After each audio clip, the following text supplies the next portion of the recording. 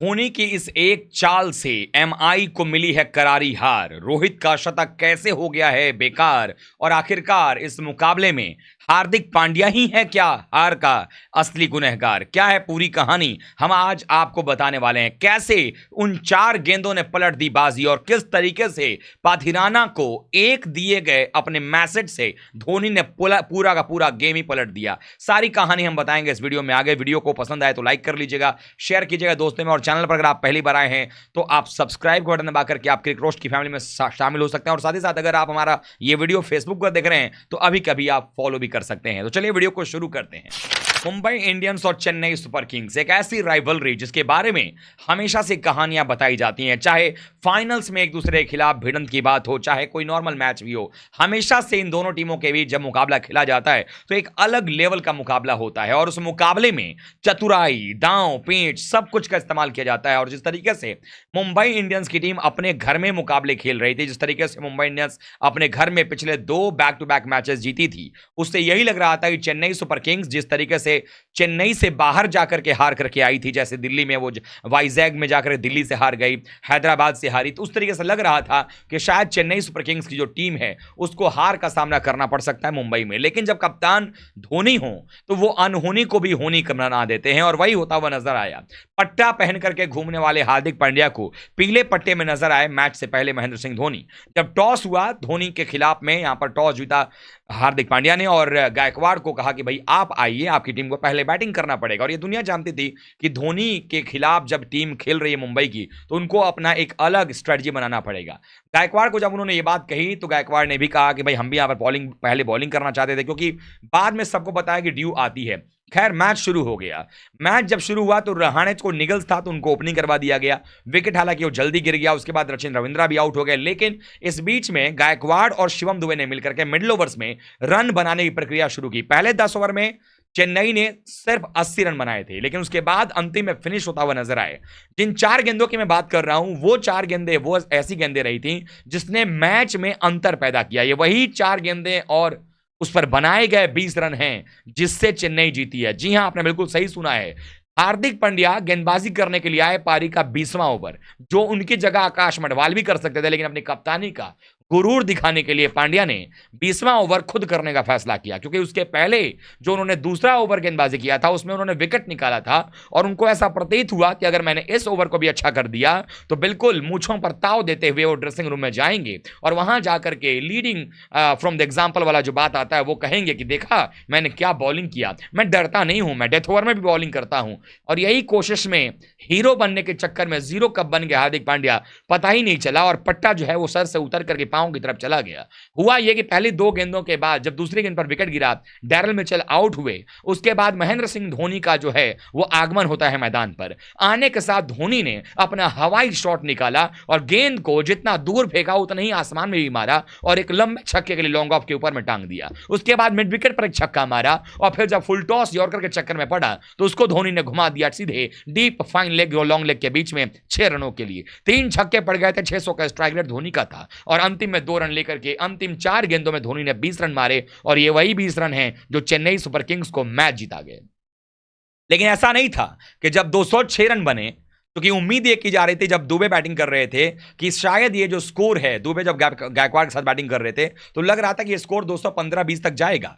206 पर भी मुंबई की टीम आश्वस्त थी, उनको लगता था कि ड्यू फैक्टर भी है, बाद में गेंद गीली होगी, बल्ले पर आएगी। पहली पारी में फंस करके बॉल आ रही थी और बुमराह जैसा गेंदबाज अगर आपके सामने हो तो दिक्कत होता है।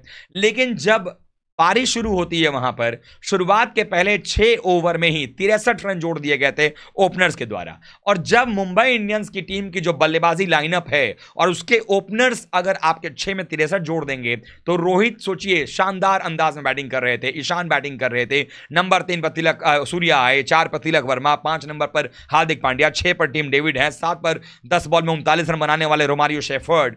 अपने आप में इतनी बड़ी बैटिंग लाइनअप लेकर के कोई भी टीम इस बात के खुशफहमी में रहेगी कि वो मैच जीत सकती है।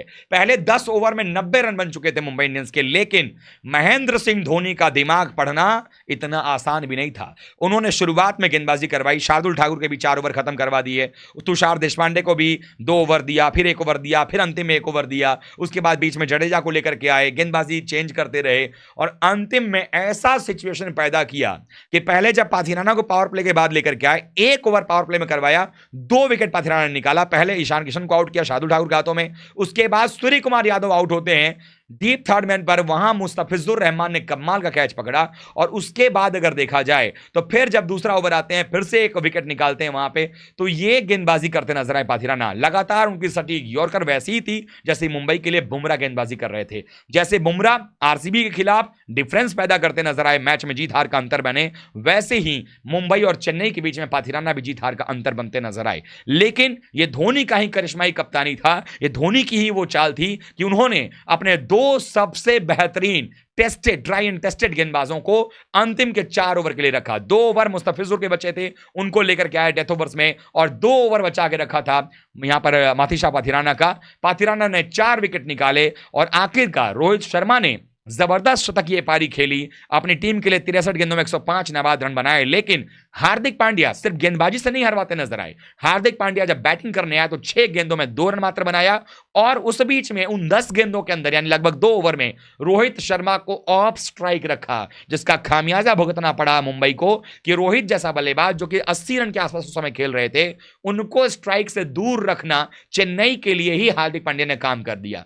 अब यहां पर यह कहा जा सकता है कि भले ही मैच के बाद मथीशा पाथिराना को 4 विकेट के लिए उनको अवार्ड किया गया, मैन ऑफ द मैच दिया गया, मेरी नजर में असली मैन ऑफ द मैच के हकदार अगर चेन्नई के लिए कोई था तो वह हार्दिक पांड्या थे। क्योंकि हार्दिक पांड्या ने गेंदबाजी करते वक्त में वो 4 गेंदों में धोनी को 20 रन बनाने का मौका दिया, जो कि हार जीत का अंतर बना, और उसके साथ ही साथ बैटिंग करने आए तो 6 गेंदों में 2 रन बनाते नजर आए और उसके बाद आउट हो गए, पवेलियन चले गए। यानी कुल मिलाकर देखा जाए तो इस टीम की जीत में चेन्नई के सारे खिलाड़ियों का योगदान तो है ही, लेकिन साथ ही साथ इसमें योगदान हार्दिक पांड्या का भी रहा है। और हार्दिक पांड्या जिस तरह से कप्तानी करते रहे हैं, जब जब उनको थोड़ा सा पर फैलाने का मौका मिलता है, उनको समझ नहीं आता है कि ये छोटे से जो नन्हे पर हैं उनके, वो ज़्यादा हवा में उनको लेकर के नहीं जाएंगे, लेकिन हवा में उड़ने की पूरी कोशिश करते हैं और इसी चक्कर में टीम की लुटिया डूब जाती है। अब मैनेजमेंट को कोई ना कोई फैसला करना होगा कि ऐसे कैसे चलेगा। आपकी गेंदबाजी होती नहीं है, जब मन करता आप करते हैं, जब नहीं मन करता आप नहीं करते हैं। लेकिन इस वक्त यही कहा जा सकता है कि अनहोनी को होनी कर दे, उसी का नाम है धोनी। और महेंद्र सिंह धोनी की कप्तानी के अंदर में